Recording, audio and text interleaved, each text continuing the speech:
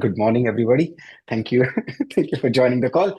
By the way, good morning, everybody. Today's session is very exciting session for me because we talk about three things mostly. Like we talk about where we are going as an ecosystem. We talk about ML and AI concepts, and then we talk about projects. What can you go build? So last time we talked about a lot of ML and AI stuff. We talked about MCP. I talked about A2A protocol and all. So this time I thought, let's switch gears and see if we can talk about ecosystem, which is creating roadmaps. How can you create roadmaps? A lot of people in the community and as well as in the course. With that said, Mahesh, I have a lot of experience. For today's context, what is important is that I build multi-agent specific back office automation for GCP. Today, we're going to take this story forward. So most of the people in cohort as well as community reached out that.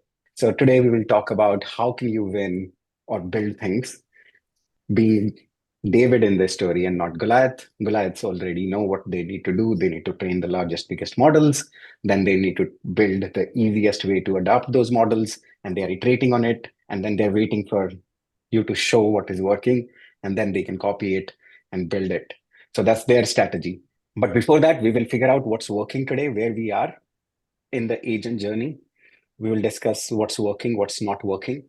We will see what are the key ingredient of an awesome AI agentic first solution. And then we will discuss what should you build. Okay, where are we in this agentic journey? Any guesses? Let's go on board. Let's have fun on board. Okay, so couple of things we did. So this is our journey. First thing, let's start at 2022. ChatGPT comes to life. All of us said we will. The product is so compelling that we will take our data to the GPTs. We will not listen to our company guidelines, or we don't care whether this people know about our taxes or not. I have a question. I will just upload everything, and we will bring all our data to these apps and get better emails, get tax advices, and anything that we wanted to do. So that's 2022. 2023, Goliaths of the world saw that and said, what are we doing? They said copilots. You saw copilot from Microsoft. You saw copilot in Google Workspace. You saw something similar looking in pretty much every app that you were using, especially from the Goliaths of the world. And they said you need not to take this data to them.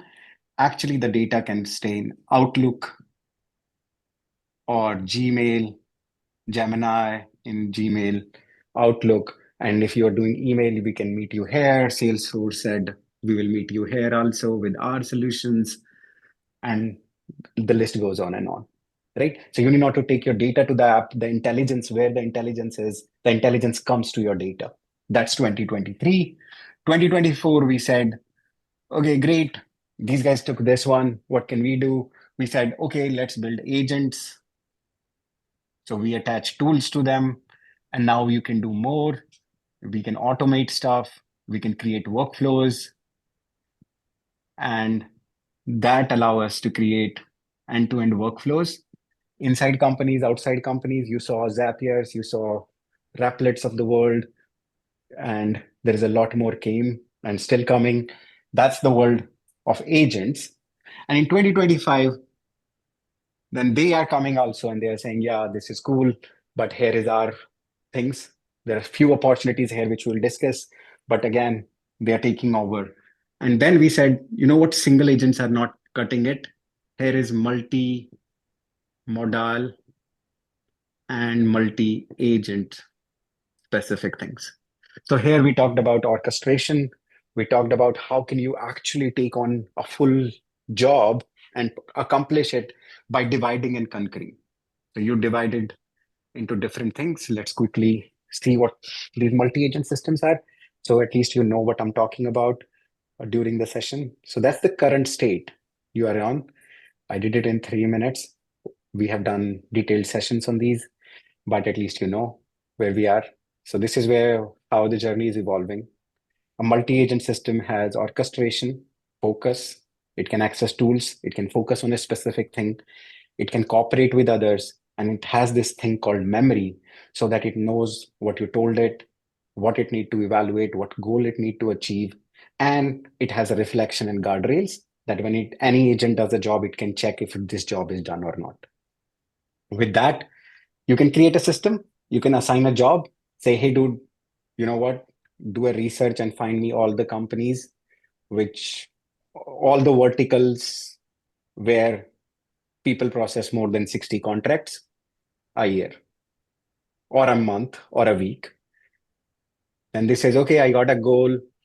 Then I put that goal in my memory. I call different agents. I will call a search agent. I will call a research agent. I will call a checker agent. I will do analysis in SEC where they upload all the contracts. I see which companies are doing it. I dispatch these agents. These agents update when they do the work in memory. And every time I check, is the job done? If not, then I call the next agent. If it is done, I check my guardrails. I submit the work. So this is the simplest way of orchestrating multi-agent systems. You have different agents which are specialized in doing different jobs, and they have their own roles, their own guardrails, their own tools, and their RAG-based systems. Okay, everybody, same page where we are. We all are building already multi-agent systems or using them for sure. ChatGPT that you're using is a multi-agent system. Anthropic is a multi-agent system. If you take their APIs, they won't work. But if you take their ChatGPT, it works because they have multi-agents behind the scenes doing the work. Great.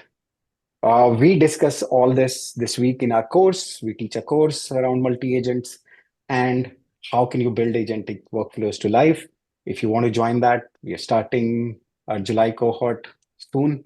So please enroll. So what's working? Okay, so we know that we have multi-agent capabilities. Then what is working in this agentic space today where people are able to make money? Three things. One is coding agents. You have seen that. Have anybody played with Lovable? Raise your hands or say, yes, Mahesh, I have done Lovable. Anybody seen this tool, Lovable? Awesome. So great. If you have not played, please play with it. It's a simple tool. You can go to Lovable, write a prompt, say, I need a website in dark mode, allow people to sign up, update activity, suggest new ideas. It goes and creates code.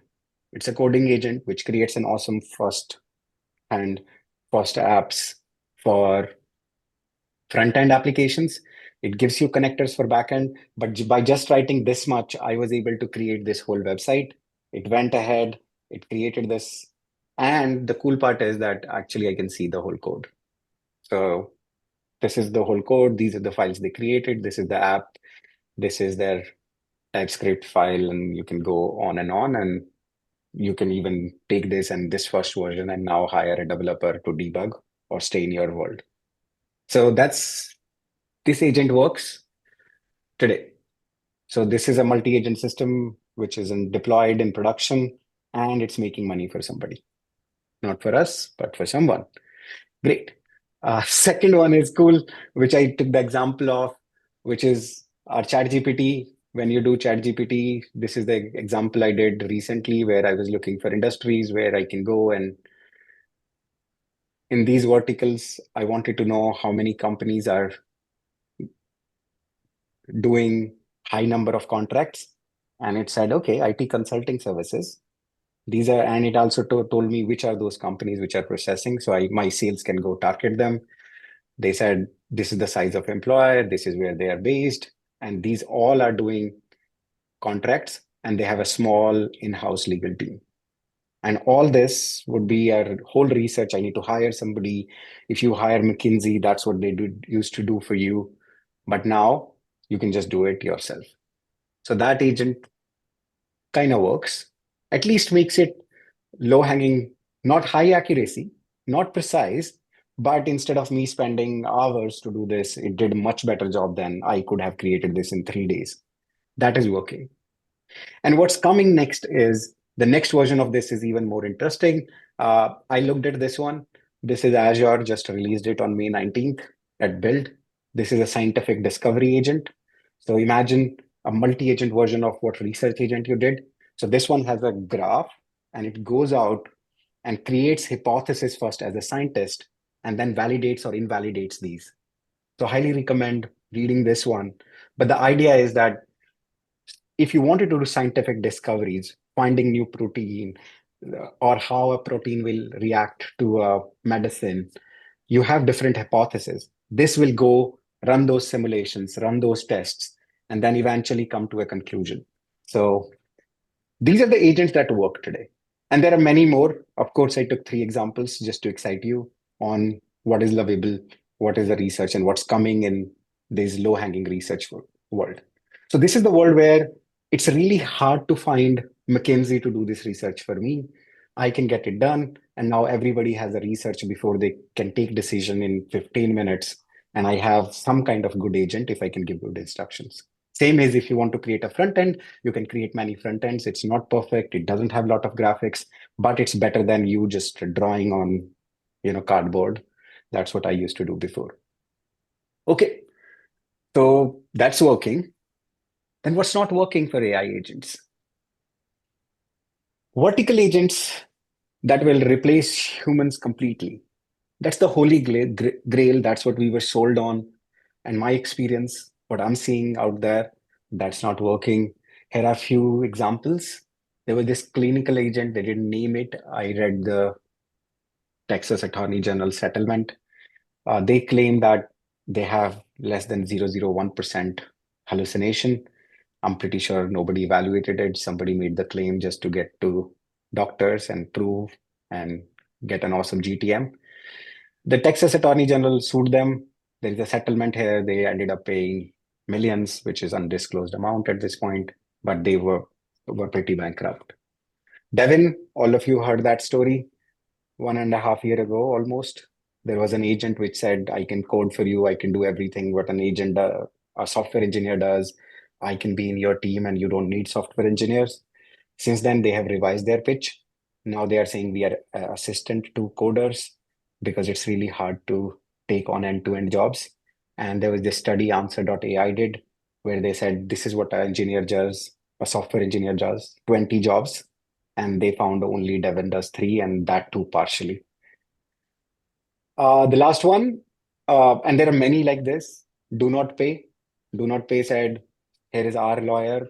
We challenge any lawyer for $1 million to argue with our lawyer in front of a Supreme Court judge. FTC just fined them recently for making false performance claims around their AI capabilities and what an AI agent can do and what it can't.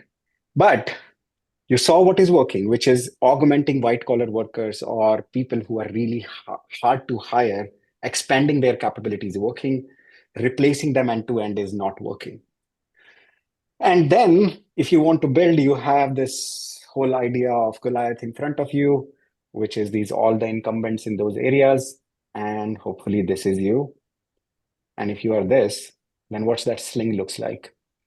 What are you can iterate today? So when you are in front of them, then you can have at least one skill that's better than them, which is your sling skills.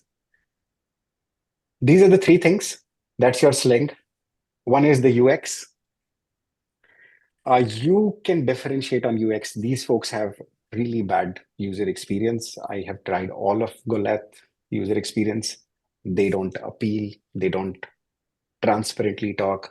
They don't bring the user because that's really hard to build. They are taking a common denominator and they're trying to accomplish a very generic tool for everybody. And it's really hard to build a generic UX for everything. You can differentiate on that. So that's your number one. Second is evaluation. Whatever tool they're going to build, it will be very generic. It will work for 60% of the things, but will not work for 40%. So that's your second sling or your second stone. And third is you build vertical solutions rather than horizontal solution. Example of a horizontal solution is you build a tool which fills form. It's a plugin in a Chrome and it sees a form, it can fill it based on your cache information from past. Awesome tool. I will highly encourage you to build it. But as soon as a Goliath sees it, which is Google, and they have Chrome, and you will see that in Gemini in 3 weeks, and nobody will install your plugin. That's an example of a horizontal agent. A vertical agent is somebody who suggests me, am I compliant for this particular regulation in this particular county based on this particular company policy that I created? Great. If I have a policy where I say that any influencer, media company I am signing, or any influencers, by the way, I'm becoming an influencer these days. I have 10,000 followers. If you don't know that, I'm cool too. So I can't talk bad about influencers. But the idea is that influencers sign these contracts with you, but then they go talk about your competitors. Good also. They signed it. But who's going to go check it across these influencers' platforms and catch that they are compliant or not compliant? Goliath's very hard. But how are you going to set up that evaluation? And how that user experience will look like will also be a differentiation while building these vertical agents for specifically influencers, making sure they're compliant to what they signed with you and they're not bad mouthing you or talking good about your competitors if they signed that in the agreement. You can go build that. That would be an example of a vertical solution. So, what are the three ingredients of a good UX? Show your work, deliver an artifact, let them commit anytime, and override. Let me just explain. Show your work. Have you seen Manas? Anybody saw Manas? Anybody played with Manas? That's a good example. Lovable does it, but Manas took it to the next level of showing your work. So Manas is this agent which can take on tasks and do it for you. This is a generic agent. You can give it a task. You can say, hey, uh, give me 3 ideas to build AI apps that cannot be copied by incumbents. Great. Okay, when you do that, it goes and you can see all the files in the links. And when it does the work, it also shows you can go and say, use, select an application to use. You can actually see their computer, what they're doing here. And you can see transparently what's going in the back end, what's they are doing. And you can, as it's going to work, you will see they have done this much. And now they are going to do this much. You can even see all the resources they have gone. And whatever this thing is going to show you, you can actually transparently see, monitor, and build trust with the user that it's not something they're going to just build it for you. This is how they are going about. This is how they're doing the research. And you can see transparently what's going in their world. If you see that UX, it's not trivial to build. If Goliath needs to build it, they have to go through a lot of regulatory compliance. They have a lot of challenges in their world. They can't show their computer because it's a really crappy code. Their people can't build something like this. So you definitely have an advantage. And users really are not trusting AI. If you are a lawyer, if you are an AI product manager, if you give me this recommendation just like that, I'm not going to trust it. I'm like, who are you? I listen to Mahesh. He gives me instructions. Who are you? But if you show it here, and then you see that it went through 20 websites, it looked what Mahesh already said, it looked at Mahesh, all the videos that Mahesh had spoken about, and then it gives you those three advices, then you will trust it. So that's my first take on that. This is what I mean when I said show your work. Second is deliver an artifact, which is what you see in Lovable. Lovable doesn't could have just wrote the code, right? Lovable could said, yeah, go ahead. Here is code for you. Go have fun. But they didn't deliver the code. Code was not the fun part. The fun part is this website. And then they said, you can publish it. Just give me $16 and I can actually publish this website on my own, myaipm.com. That's an artifact that delivered the whole website to you, a web app to you, which you can publish in 5 minutes and at $20, and you can come back, iterate on this website and keep doing it. By the way, they are not in the business of building websites. They are business of writing code, but they're not delivering code. They are delivering an artifact. So you should deliver an artifact. Make sure if you're building apps, they are delivering artifacts and not code, because code Goliaths are after you. They will deliver the code. You go do the artifact, because artifact is hard work on the UX side. And if you do that, people love to get end-to-end things. And last one, which nobody has done, and hopefully I should do, is what will be awesome is, instead of just me able to see this, I should be able to go and stop this execution and override and say, hey, by the way, here's my channel. Please refer to these videos also. Right?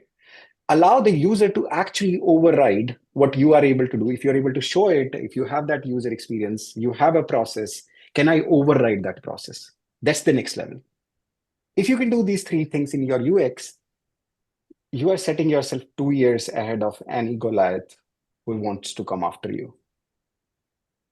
So if you asked me this question 5 times, my answer is not going to change. It's these three things in UX that will differentiate.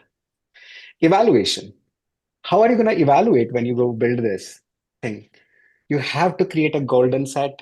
You have to define what is helpful, honest, and harmless. And once you have this manual evaluation setup, I know a lot of people are talking about evals. Uh, we did a session yesterday on our team inside the course also. There are a lot of courses, and mostly people are talking about automated evals or these Arise and other tools. Believe me, it's very far in your journey. First, you have to create your manual evaluation. You have to make sure that you have subject matter experts which are evaluating, did this website look good? Is it following the user guidelines? And if you have like some kind of agent or LLM as a judge, best of luck. You won't be able to differentiate, and nobody will like eventually your product. You fail in the beginning. So next step is define with your subject experts what is helpful, what is honest, and what is harmless in your particular context. And then set your manual evaluations. Once you have set that up, you can scale it. But even if you scale it with all the tools that are provided by cloud providers, I highly recommend that using them. But that's a proxy. Your real deal is right here, creating more golden sets and doing more human evaluations. That's how you will differentiate. And if you do that, then your product will be very different than everything else. And no Goliath can come after you, because finding these edge instructors or subject matter experts or experts in web app is not their strength. I worked in all these companies. We always said, hey, we are a platform company. We will build this with ISVs who knows the verticals, who knows the subject matter expert. We are a tech company. We build the platform. I will give you a common co-pilot which you can use to build other pilots. But what a good agent looks like, nobody in Microsoft know how to do compliance for FTC. Can they build that competency? Yes. But will they build that competency? No. You can build that. That's what you have done. You never build an operating system. So let them build the intelligence, let them do that. You make sure you have this evaluation for your subject thing. And no matter whether you're buying or building, this evaluation is your differentiation. So if you're buying agents, then evaluate other agents using this. And if you're building one, then best of luck. I am also doing another session on Friday, 6th of June, where I talk about evaluations. I will talk about how to set it up, how to evaluate a model, how to evaluate an agent with manual evaluations, and then how to automate them with automated evaluations. Now let's talk about what's next in that, right? So, okay, you got these three ingredients. Then what is the new thing, right? What is my recommendation? What you should be building? People are talking about agents a lot and automating these and using the workflows to build these agents. I would highly encourage you to look at AI enabled services. I think services is the next coolest thing to do in AI. It's not the software, it's the services business. What is a service business? A service business is this company which provides translation services to doctors, a company which provide a compliance services end to end. But if you looked at it that previously, right, nobody was able to fund, no VC firm will fund you if you're building a service business. If you are saying, hey, you know what, we are building this collection office, we will make calls. It's already outsourced to Philippines or India, and it's highly non-scalable business because you need people.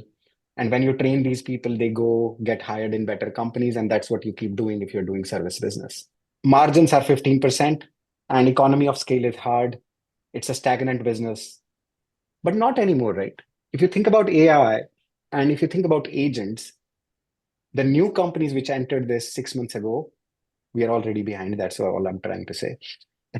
They have already seen a margin of 65% because they are using AI tools. They are using AI agents behind the scenes. And the customers want that. The customer in this industry are saying, how can you give me better rates by using AI? So other industries customers are questioning you, hey, does this agent work or not? Here you are the face. You are saying, yeah, I will get you collections 40%, whatever you give me, I will give you the same results. Here is our account manager, nothing is changing. But behind the scenes, we are now using voice calling agents which make these calls, so we will charge you 50% less, and at 50% less they are able to make 65% more. And that's the real deal here. Second, economy of scale. You need not to train that many people anymore. These agents you can train with humans in loop today, and every time you are doing it, they are getting better, and they will take more and more. Today, they are only taking very basic 5 tasks, but that's a lot of tasks if you are offering services to everybody. If all the banks rely on you, all the hospital rely on you on a collection business, and you have a same workload many times, and even 5 tasks which are 20% of your workloads is a huge upside for you, but they're going to take next 10, next 15 tasks, and that's my next last take on this, which is building AI enabled vertical AI enabled services. Here are a few examples. Instead of building tools for law firms, which are not taking any tools, which are registering because they have this hourly rate, they're giving you all the crap, you go build a law firm which does compliance and offer it at 1/10 of the cost.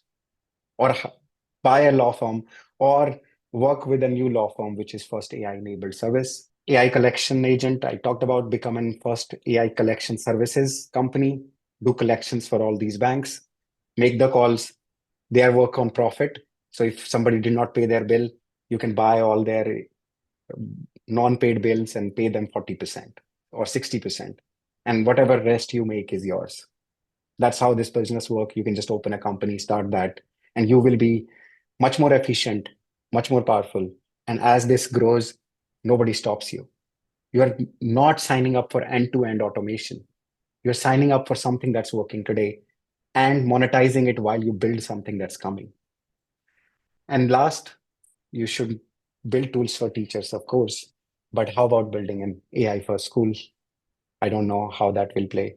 I am iterating on it. I leave you with that thought. Some patterns to avoid in agents: do not build single trick ponies. What I mean by that is, yeah, I do one thing, which is forms. I can fill the forms, but then I do nothing. Build something which is an army Swiss knife, that I build the forms, but I can build a form which is fills all the forms needed for a veteran to claim their things. And I do that very well across all the veteran affairs forms and more, right? So build that. The second aspect of that is the same problem you will see with a limited roadmap. If you ask them, hey, what are you building in forms? They will say, we are building this form, then we will build this form, then we will build this one, then we'll build this one. But what after the forms are automated? Figure out things where you can go infinite roadmaps. For an example, you can start giving a law firm which reads or does this service for compliance. Tomorrow, you can have a law firm which does this service for due diligence, not just compliance, but anything, due diligence for everything. And then you can go into e-discovery, which is a $1 trillion market, and you can go on and on. We have not even scratched the surface what's possible with information. Most of the decisions that are taken in courts today are taken with half-baked information because nobody can process all the information. But now you can, and that's an infinity scale roadmap.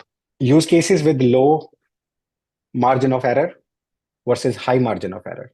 I gave an example, like doing that research. That research was not perfect at all, but I can get like 10 companies and it meets all my criterias. It might have a high margin of error, but that works. We have seen this tool called Bridge that got adapted finally in most of the hospitals I am going to. So now the doctors are talking to you rather than taking those notes. And there's a high margin of error. If you got some word here and then wrong when I'm talking and explaining myself to the doctor, the summary of that call and filling that into their EMR system has a lot of margin of error. And that works.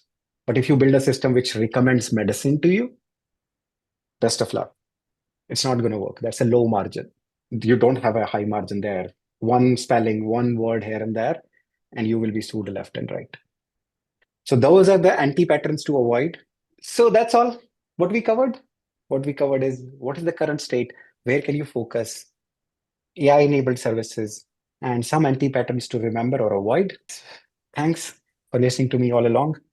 If you listen to all this, my gut feeling is that you will win, and hopefully Goliath will be down there, and all of us can come back and say thank you one day. Till that day happens, you can ask me any questions.